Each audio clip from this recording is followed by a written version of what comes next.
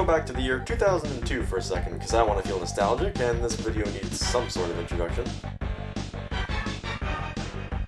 The new generation of video games was in full swing. Sony had its massive hit with PS2, Microsoft jumped onto the scene with the Xbox One.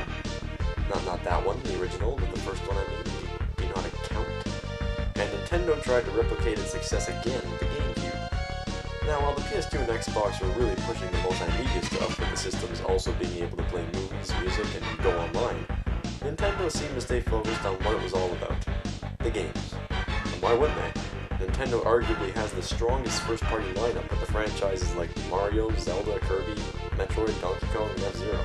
As I have said in some previous videos, I grew up with the N64 being my console of choice, and there was this one game that I put countless hours into.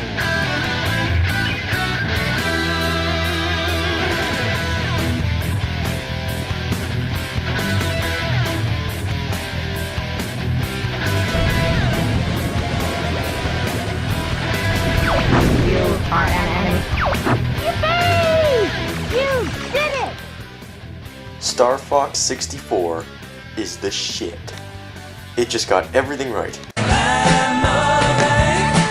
Great story mode, explosive action, addictive gameplay, tense music, fun multiplayer, and... yeah, that happened. Here comes a big one! As you can see, I'm a big Starfox 64 fan. Huge, and it remains one of my favorite games of all time. So when I saw, years ago, in a friend's Nintendo Power magazine, that a new Starfox game was coming out for Nintendo's next machine, I just went nuts. I was so excited, I lost my mind. Can you imagine all that high-flying space action with the next-gen graphics? Oh shit! And I couldn't keep track of the game's production at the time due to still being stuck on dial-up. But that didn't bother me. It only kept the game that much more of a mystery, as I eagerly anticipated playing what Nintendo had in store. Then that fateful day finally arrived. My parents asked which of the new systems I wanted, and I did not hesitate for a second to ask for a Gamecube and Starfox Adventures.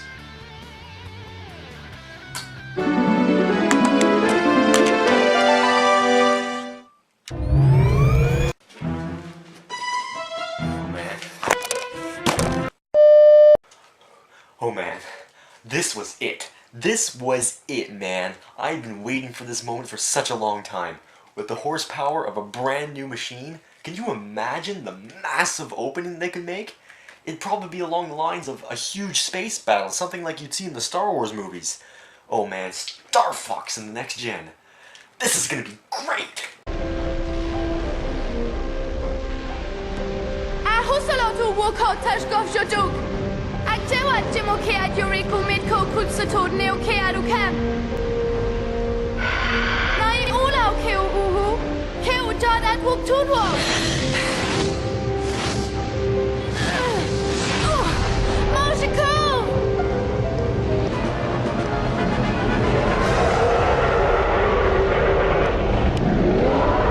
So, Starfox Adventures, as I learned pretty quickly, was not gonna quite be that game that I love so much. But hey, look at the bright side. It was made by Rare.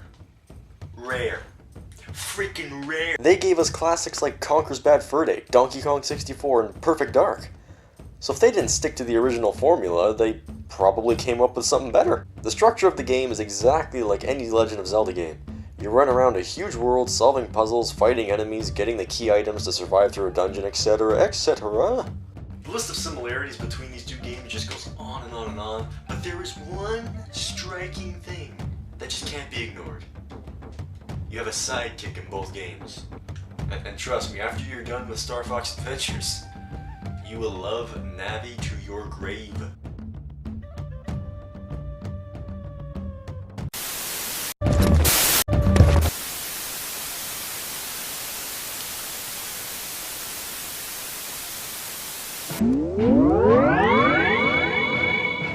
Come here, friends.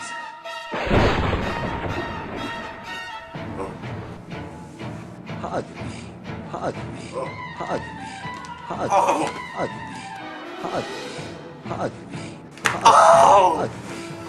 hug me, hug me, hug me. hug me, hug me. Okay, so this is Prince Tricky. He's gonna be your partner for this quest. But you know, he's not really in his R-Wing that much in this game. He's mostly on the ground, walking around on foot. So he's not really Starfox, is he? He's Land Fox.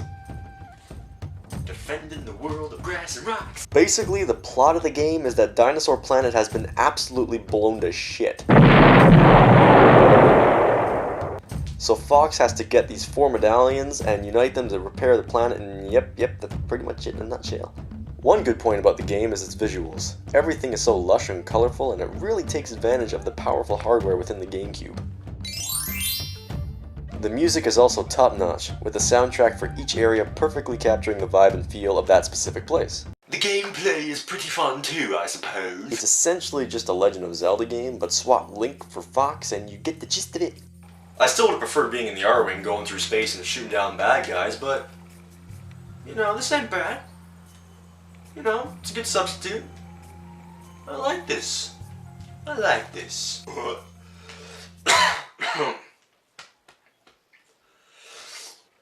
Did I just say I like it? Yeah. Yeah, I did. I like this game. You mad?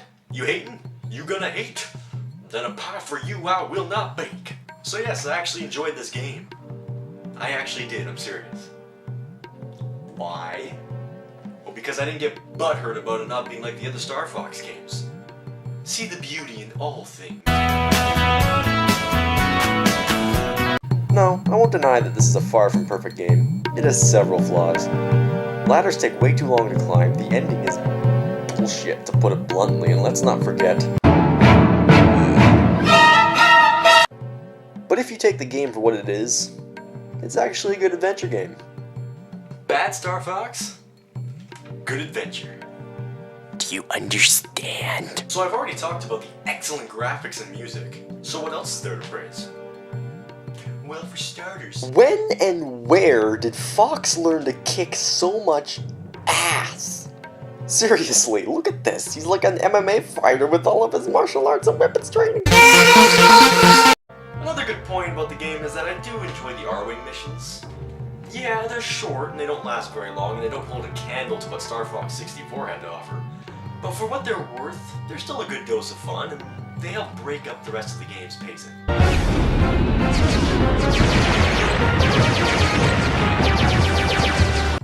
The game also has a hell of a lot less Slippy in it, which is always a good thing. I also found that aside from the rushed, kind of uneven ending, the rest of the game's story was kind of held together pretty well. I really get the sense that it was this large-scale conflict and that Fox was really being tested in this one. He had to use his brain almost more than his brawn. He had to think more than push and punch. He had to process more than pull. In Rare's usual tradition of creating interesting characters, Star Fox Adventures is no exception. The big standouts for me were this gigantic Scottish rock dude, the antagonist General Scales. Yeah, I know he's a crappy villain compared to Andros, but I don't know, I thought he was kind of cool. The store owner and...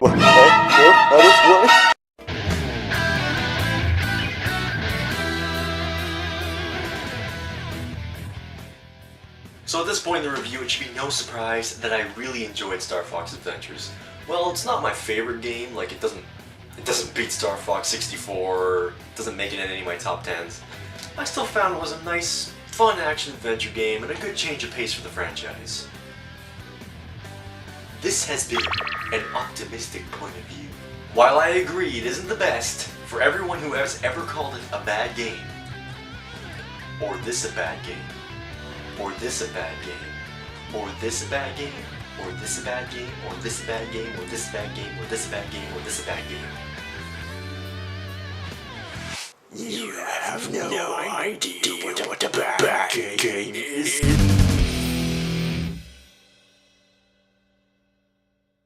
And it means I'm reviewing Reboot next on the PS1. Okay, that's it. Cool, bye.